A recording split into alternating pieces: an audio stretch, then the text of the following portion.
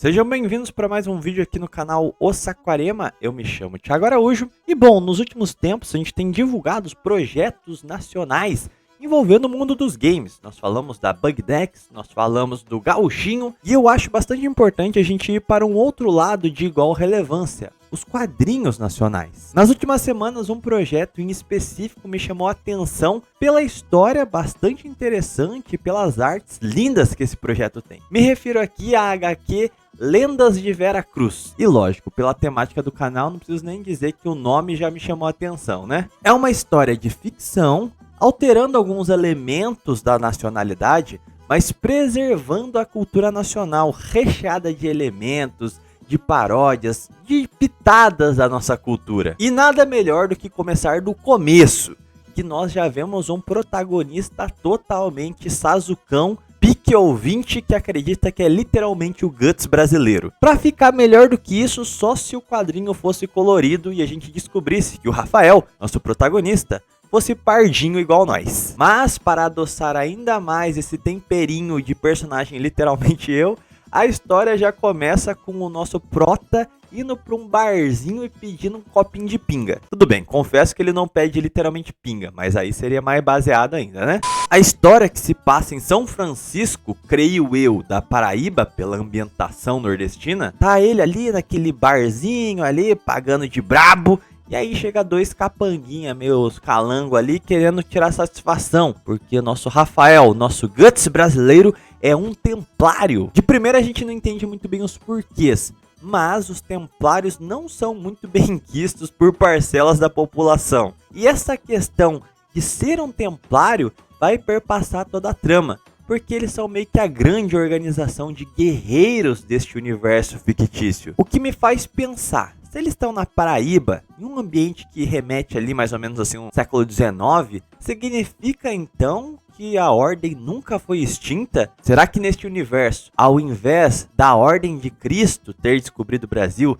se ao invés da Ordem dos Jesuítas terem vindo povoado aqui, foi tudo a Ordem dos Templários? Tivemos uma sociedade mais guerreira? Fica no ar aí a minha dedução. Mas o contexto já tá maneiro. Aí esses dois candangos aí quer tirar uma onda ali com ele, se é templário mesmo, que não sei o que. E ele não fala nada e já passa logo a gelete no dedo do malandro. A gente observa que o nosso protagonista não é aquele típico de shounen padrão, que é meio bobão, meio burro, meio sem habilidades, que vai ter que aprender tudo do zero. Ele já vem meio frio e calculista e já meio pronto. Antes que a treta seja generalizada, chega o prefeito da cidade aí nesse barzinho. E ali ele dá a entender que ele mesmo quem chamou o Rafael, o Templário, para a cidade por conta de um serviço. Por conta de uma praga, de um demônio que vinha atormentando São Francisco. Este demônio em questão era Rasga Mortalha. Essa é uma referência legal. Rasga Mortalha é uma coruja. E se tem lenda, se tem assim uma crença popular que quando se escuta o pio dessa ave, que ela tem um barulho muito tenebroso, é porque alguém próximo vai morrer. Detalhes mais legais ainda, as vestes do prefeito da cidade, bem coronel de interior nordestino mesmo assim, aquele estilão, as vestimentas muito características, e ele anda com os seus capangas ali armado, com as munição na cintura. A ambientação desse mangá é muito interessante. Mas nesse papo vai, papo vem, a gente percebe que o Rafael é meio Jorjão das ideias mesmo, não gosta de ficar batendo muito papo, não é muito das ideias ali, ele é fechadão, ele é sazucão. Só que o prefeito vai colocando, ó, a pista que a gente tem é que essa criatura começou a atacar recentemente, e mais do que isso, ela começou a aparecer depois que alguns capangas meus aqui encontraram esse amuleto aqui. E aí tem um amuleto ali que é meio sol, meio lua. Momento gnose. Nesse papo com o prefeito, fica claro que ele já conhecia Rafael. E que ele era um antigo munícipe, ou seja, ele nasceu ali e foi embora posteriormente. Dando a entender que nosso protagonista, ele é um órfão, ou seja, ele saiu dali porque os seus pais morreram. Como o nosso protagonista Jorge não é de muitas ideias, fica tudo no ar. Ele fala, ó, já peguei as informações que eu preciso, e ele volta a aparecer de noite na cidade, que é quando a Rasga Mortalha aparece. E ela tá tentando fazer mais uma vítima, que é quando a porradaria começa a comer. Eu não comentei isso antes, mas observando o protagonista, a gente consegue ver algumas características que fazem alusões a outros mangás e animes recentes. Por exemplo, o chapéu é um chapéu típico da região, é um chapéu um chapéu de palha para se proteger do sol, mas lógico, não tem como não associar, por exemplo, com o Luffy de One Piece. Ou então o fato dele usar roupas pretas por baixo e ser um espadachim também remeter muito a Kimetsu no Yaiba. Ele usa uma katana, ele tem um estilo de luta com espadas, que é um dos pontos que eu diria que é o mais sem sentido na lore da história, porque como é que um espadachim vai chegar no Brasil? É uma história fictícia, mas talvez fosse mais maneiro utilizar algum tipo de combate nacional mesmo, tipo, sei lá, um facão de bandeirante mesmo, algo do gênero. Remete o estilo de batalha e as roupas por baixo do protagonista a Kimetsu no Yaiba. E eu não preciso nem falar da personalidade, da ferida no rosto, que nos lembra o nosso grandioso Guts. Provavelmente são elementos propositais em que o autor quis nos repassar essa ideia como referências de fato. Voltando à história, após a luta com a Rasga Mortalha, fica claro que ela não era um demônio de nascença, ela foi transformada num demônio. E ela só conseguiu recobrar essa consciência, falar isso depois de ser derrotada. Aquele amuleto que despertou as aparições dela era porque era o amuleto de sua filha. E fica ali no ar que ela fez o pacto com um demônio específico que a amaldiçoou daquela forma. Então o fim do combate foi meio que a libertação daquela alma, para ela poder descansar em paz. Durante a batalha, Rafael faz alguns comentários que dá a entender que a família dele foi vitimada por estes demônios, e ele tem o propósito de exterminá-los. E depois do fim, ele vendo que aquela ali era só uma alma que estava sofrendo, amaldiçoada, ele até comenta que o seu grande objetivo é ser grão-mestre, para exterminar todos os demônios. A história se segue e o protagonista irá partir para o Rio Grande do Norte, onde ele quer chegar até o Forte dos Seis Magos, que aparentemente é um centro de decisão, um quartel-general, vamos colocar assim, da Ordem Templária.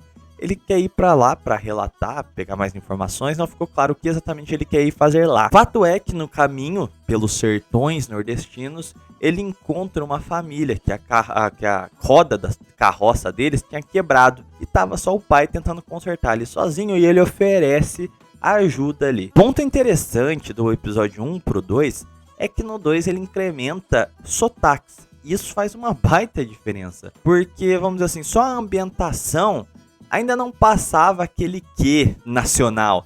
Quando você coloca os personagens com trejeitos tipicamente brasileiros, de gesticulações, de ações e sotaque, passa uma ambientação viva muito interessante e dá um toque bastante especial para a obra. Na conversa, aquele pai de família diz que ele era um comerciante, ele estava deixando as suas terras para migrar para Pernambuco devido à seca, que estava assim destruindo a região, seus clientes não conseguiam mais fazer compras, então ele estava tentando recomeçar a sua vida. E ele comenta que possivelmente esta seca era causada por um Yamari. Yamari, em dialeto indígena, até onde eu vi, eu achei alguns sites de Yanomamis que falam sobre, é um espírito maligno. E aqui na obra ela vai ter, vamos dizer assim, um duplo sentido, porque Yamari também vai ser uma espécie de raça que vive nesse mundo. Mas aí eu explico daqui a pouquinho. O comerciante, ele diz que esse espírito maligno que causava a seca era a Cabra Capriola. Cabra Capriola é uma criatura maligna do nosso folclore que vem a uma herança portuguesa que chegou até nós. Inclusive é uma lenda ibérica como um todo. Esta lenda fala sobre um cabrito humanoide, ou seja, em forma humana,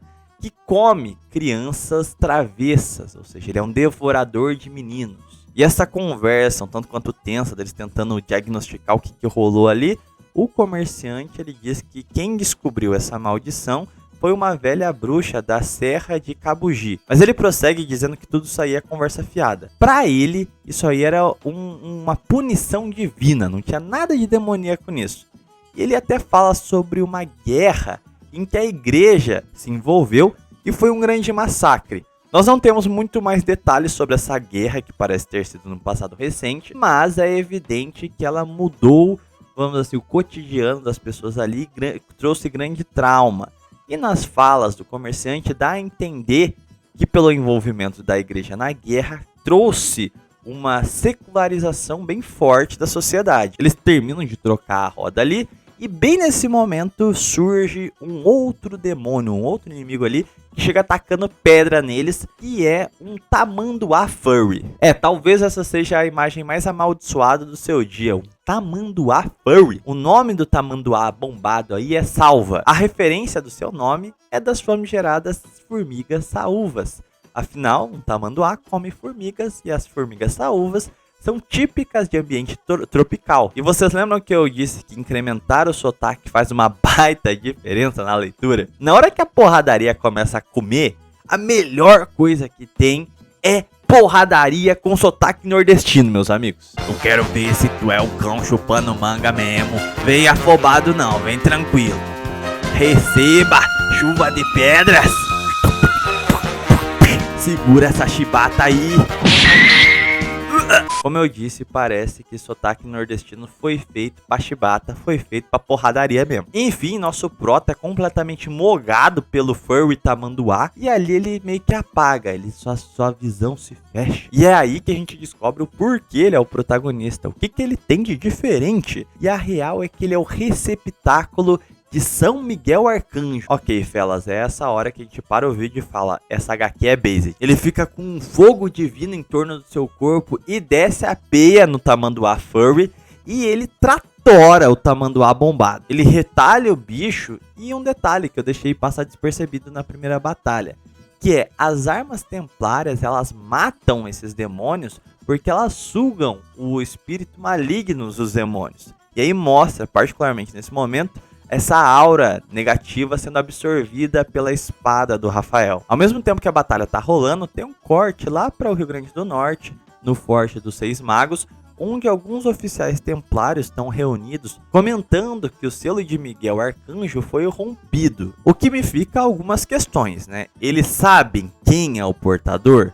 Eles estão monitorando o Rafael, se sabem quem ele é, eles estão vendo que ele tá lutando, ele tá vendo que eles estão conseguindo ver o que tá se passando na vida dele? Ou será que só tem lá, tipo, sei lá, um negócio que mostra quando o selo é rompido ou não e eles não sabem nem quem é o portador? Outro fato importante é que eles comentam sobre revoltas que estariam eclodindo por todo o território.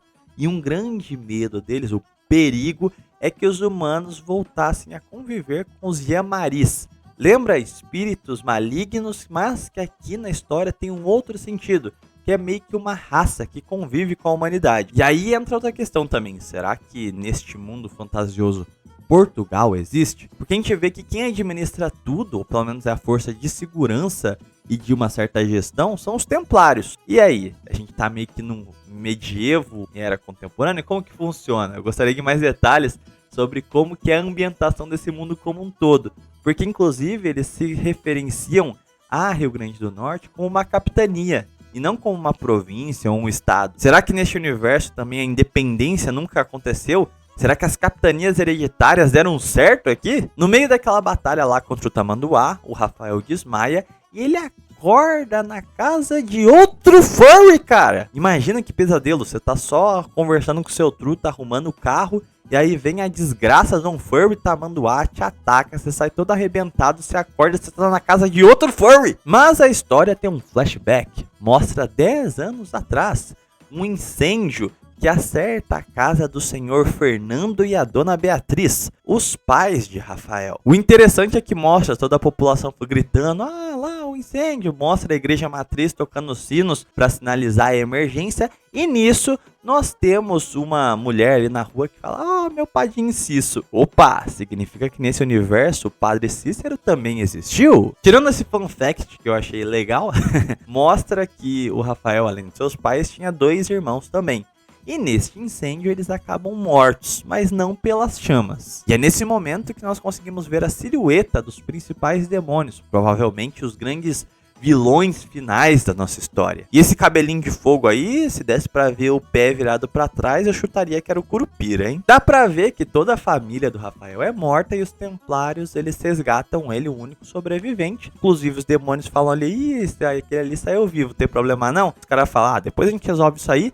E dá a entender, então, que a partir daí, Rafael foi criado para ser um soldado templário. Eu acho que futuramente, mais episódios vão explicar propriamente o background dele, o que aconteceu depois que ele foi resgatado. mas por enquanto dá a deduzir isso aí. Quando a gente volta pro presente, quando o Rafael acorda na casa da Furry, meio cabrita ali, ele é muito Sigma Red Pill, ele acessou o Chan e ficou lendo artigos sobre racialismo, porque ele dá umas dropadas violentas na cara do Furry ali. O lado bom dele tá destratando duas pessoas que ajudaram ele, é que pelo menos a gente sabe que ele não tem fetiches estranhos por animais em formas humanoides, não é mesmo? Piadas à parte, a gente vê que é uma senhora e a sua neta, chamada Iris. Elas trataram ele e vão cuidar dele por algumas semanas até ele se recuperar completamente. Fato interessante é que ele demora algum tempo para se recuperar. E eu espero que isso se mantenha na HQ, porque é o fator dele como um humano de fato. Não é esse negócio de tipo, o cara sai de uma briga, cai uma viga, tem um rombo no peito e o cara tá de pé lutando. É interessante essas histórias que mantém uma congruência com personagens bastante humanos. Eu espero que lá na frente a história não desande e vire esses shonen genéricos de estou sem metade do meu corpo, mas eu tô aqui numa boa lutando e depois eu vou descansar 3 dias e tô 100% recuperado. Mas voltando à história do Rafael, ele odeia a Iris, ele odeia a senhora que tá cuidando deles, porque elas são Yamaris, são espíritos malignos. Então a gente percebe que os Yamaris não são só esses demônios hostis, mas podem ser também criaturas meio feras que vivem pacificamente também. Só que para ele todo Yamari é um inimigo, são maus porque ele quer vingar a sua família. Ele está no seu momento Sasucão.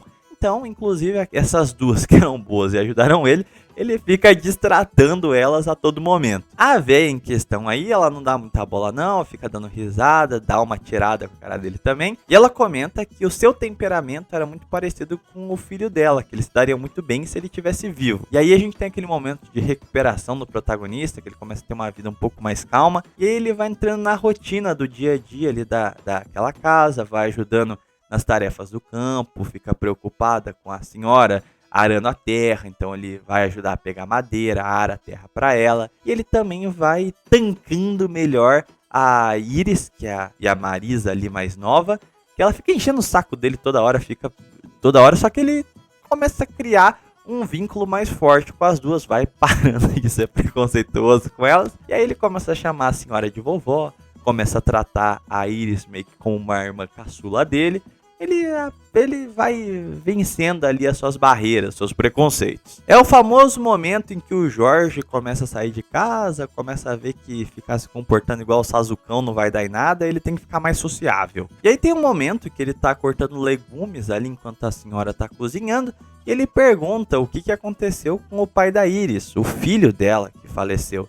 E ela diz que ele foi morto por templários. Ele foi acusado de ser um terrorista, mas ele não tinha nenhum envolvimento com isso. Ele basicamente foi morto por ser um Yamari. E aí é aquele momento em que o protagonista começa a ver outras realidades, começa a se questionar sobre os seus objetivos, sobre se ele realmente quer ser um grão-mestre, o que ele faria quanto grão-mestre, como que ele vai concatenar agora o fato de existir Yamaris bons, já que ele tinha caracterizado como todos como maus. E aparentemente, dentro da ordem também, eles estimulam esse pensamento que Yamaris bom é Yamaris morto. E ali, nos seus últimos dias já de recuperação, já estava se preparando para partir, que enquanto ele estava pegando madeira na floresta junto com a Iris, eles escutam uma grande explosão e veem a casa pegando fogo. Tá pegando fogo, bicho! Eles chegam até lá correndo e eles se defrontam com a véia estirada no chão e esse bicho meio cobra, meio escorpião ali, meio que chupando a véia. E lógico, a porradaria vai comer, mas o quarto capítulo acaba aqui. E até então, estes são todos os capítulos lançados. Eu particularmente, eu gostei muito do jeito como a história foi sendo tocada, como o protagonista foi se desenvolvendo nesses 4 capítulos e para onde a história está se guiando. E mais do que isso também, esse mundo fictício, esse Brasil paralelo, é bastante interessante e traz diversas incógnitas sobre como que é o passado deste Brasil, como que é este universo, e seria muito interessante se posteriormente, por exemplo, numa espécie de material complementar, um spin-off, tivesse material só explicando a história desse mundo em si, né? Lendas de Veracruz é uma baita HQ interessante, tanto pela história autoral, quanto essa ficção bastante interessante e instigante, e também repleta de referências ao nosso país. Lembrando para vocês que os links, tanto para você poder ler a obra gratuitamente, como também o Twitter do autor, o Diego Amaral, vão estar na descrição. Então leiam lá, busquem mais informações sobre o projeto, acompanhem, ajudem como puder, porque o mais importante para nós, principalmente que somos nacionalistas, é apoiar esse tipo de iniciativa que valoriza o Brasil. E mais importante ainda, é a gente dar uma atenção especial a esses artistas brasileiros, que eles são independentes. Não tem um projeto que os acuda, que assim, dê um incentivo. Então é bastante interessante que nós possamos financiar, ajudar como for possível estes projetos independentes que mantêm a nossa cultura viva. A gente sempre comenta que os problemas de identitarismo, de cosmopolitismo e como essas pautas estrangeiras adentram, roubam nossos cérebros, corrompem a nossa cultura nacional. E assim, a gente sabe que o meio artístico é repleto dessa galera que parece que pensa segundo as ideologias de fora. Então, quando a gente tem uma obra autenticamente nacional, que valoriza a nossa história, a nossa cultura, é muito importante a gente dar todo um apoio e um destaque para essas iniciativas. Até porque pouca gente do nosso meio faz isso. E é por isso que muitos dos artistas acabam se contrabandeando para lados totalmente tortos e antinacionais. Enfim, todos os links estarão na descrição. E se você gostou e quer ajudar aqui o canal, nós temos também o clube de membros, que nós temos a Academia Nacionalista particular para os membros. A gente replica ali autores, obras, estudo de biografias. Então, se você puder me ajudar, seja membro aí do canal. Mas, de toda forma, se inscreva aí, deixe seu gostei, um comentário para ajudar no algoritmo e compartilhe esse vídeo, tá bom? Eu vou ficando por aqui então, até mais e fiquem com Deus.